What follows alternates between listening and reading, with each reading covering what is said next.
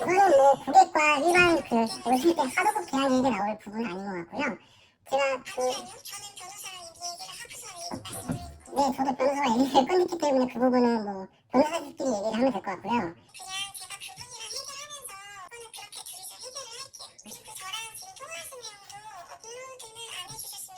그거는 이제 어쨌든 이쪽 사항이나 이런 걸 올라가는 게 아니기 때문에 뭐 제 영상을 제가 만든 건 제 영상을 제가 만든 거에 대해서는 있었으니까요.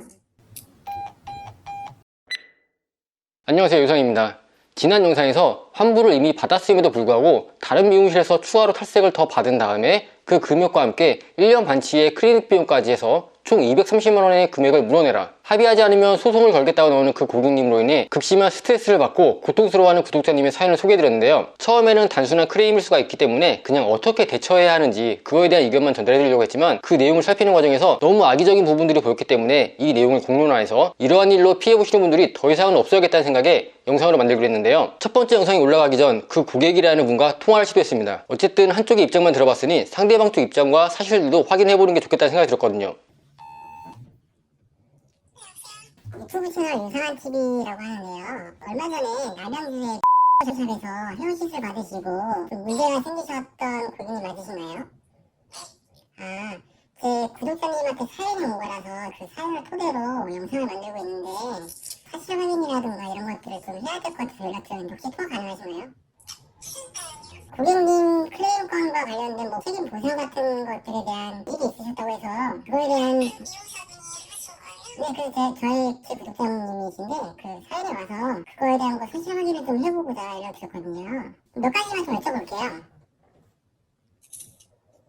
네, 그 혹시 시술 받으시는 당일날 시술할 때 톤다운 염색했기 때문에 얼룩이 질 거라는 거에 대한 상담이라든가 그래서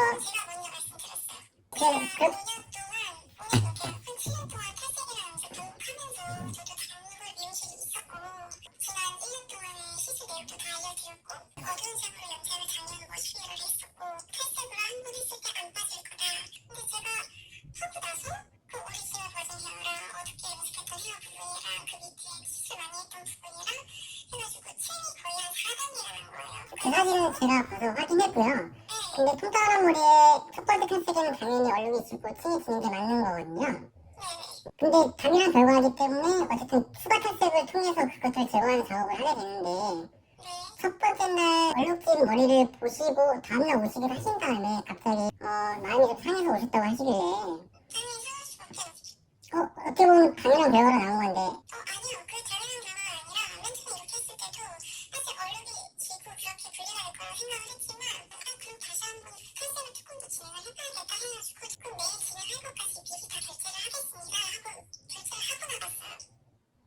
그런데 다음날 왜 많이 바뀌신 거죠?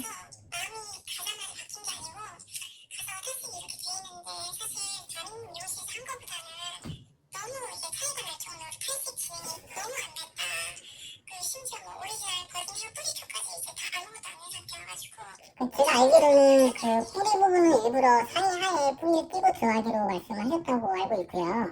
그 부분은 맞는 건가요?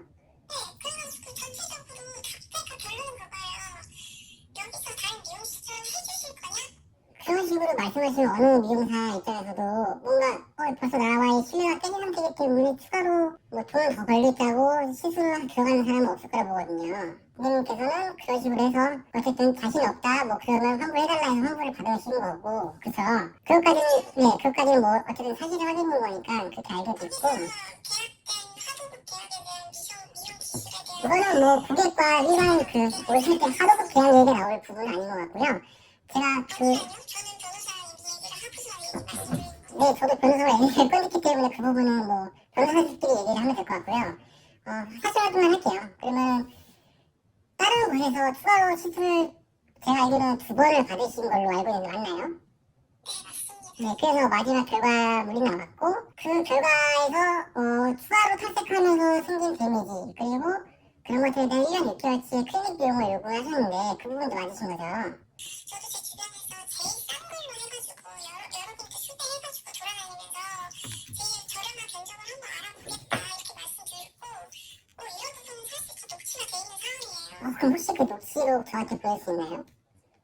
녹취가 있는데 사실 지금 통화하시는 거 보니까 지금 미용사 쪽 입장으로 계속 가시는 것 같아가지고 사실 저는 이렇게 계속 통화하고 싶은 마음 들지 않거든요. 그냥 제가 그분이랑 해결하면서 제가 법적으로 처리할 때 저희 변호사랑 상대방 변호사한테 공유하면서 그거는 그렇게 둘이서 해결을 할게요. 그리고 저랑 지금 통화하신 내용도 업로드는 안 해주셨으면 좋겠어요. 그거는 제 의지이기 때문에 어쨌든 고객이나 이쪽사항이 여기서 그거는 그걸 고객님께 알아서 하시면 될 것 같고요. 제 영상을 제가 만든 거는 제가 만든 거를 저와 통화를 끝낸 후 사연자님께 바로 문자가 왔는데요.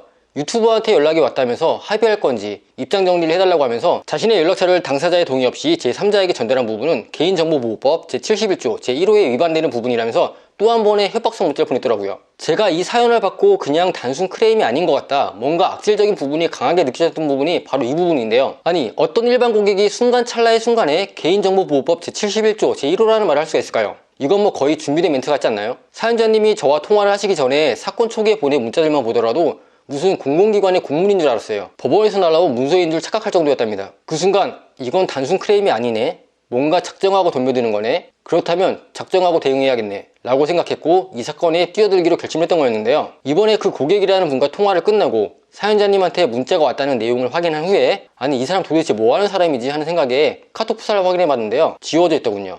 그리고 푸사 멘트에 전화기가 고장나서 카톡 확인 못한다고 쓰여있고요. 5분 전에 나랑 통화했는데?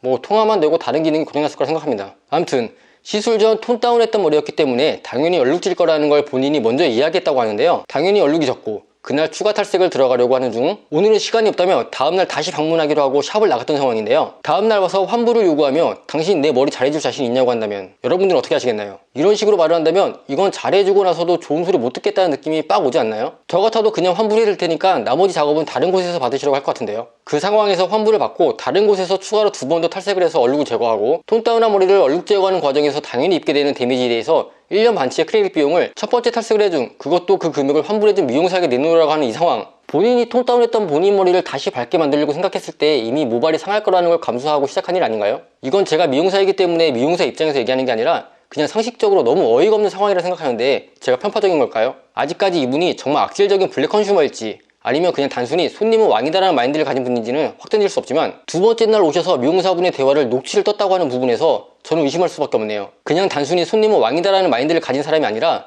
좀 더 의도가 다분한 블랙 컨슈머에 가깝지 않을까? 만약 이 사람에게 좋은 게 좋은 거라면서 합의를 해준다면 이 사람은 이 경험을 토대로 다음에도 이러한 방법으로 문제를 해결하거나 자신의 이득을 취하는 데 사용하게 되지 않을까? 저는 아직 상습적인 블랙 컨슈머라고 단정 짓지는 않겠습니다. 하지만 이 행동들은 블랙 컨슈머들의 수법과 너무나 비슷하고 우리가 생각하는 입장과 손님과의 문제 해결하는 방법과는 너무나 이질감이 크다는 생각입니다. 이 고객이라는 분께서 저와의 통화 후 문자 메시지로 채널 이름을 물어보셨으니까 어디에 올라간 영상을 보셨을 거라 생각하고요. 저는 다시 한번 말씀드리지만 단 한 푼의 합의도 해줄 필요가 없다는 입장이며 맘카페나 법 조항 등을 들먹이며 지역 내 장사를 하며 평판에 신경이 쓸 수밖에 없는 미용실, 그리고 미용사를 상대로 어이없는 합의를 이끌어내려고 하는 이 행동을 멈추지 않는다면 계속해서 이와 같이 영상을 만들고 더 많은 분들이 이러한 사건을 알 수 있도록 널리 퍼뜨려갈 생각입니다. 아니, 이건 술을 마시고 나서 다음날 숙취가 있으니 그날 내가 고생한 부분에 대해서 피해 보상을 하라고 하는 것과 뭐가 다른 겁니까? 난 소주를 마시면 숙취가 있는데 와인을 마시고 숙취가 생겼으니 와인 생산업체에 가서 소송을 거는 것과 뭐가 다르냐는 거죠. 누가 강제로 와인을 먹게 했나요? 그럼 애초에 소주를 먹기로 하셨어요.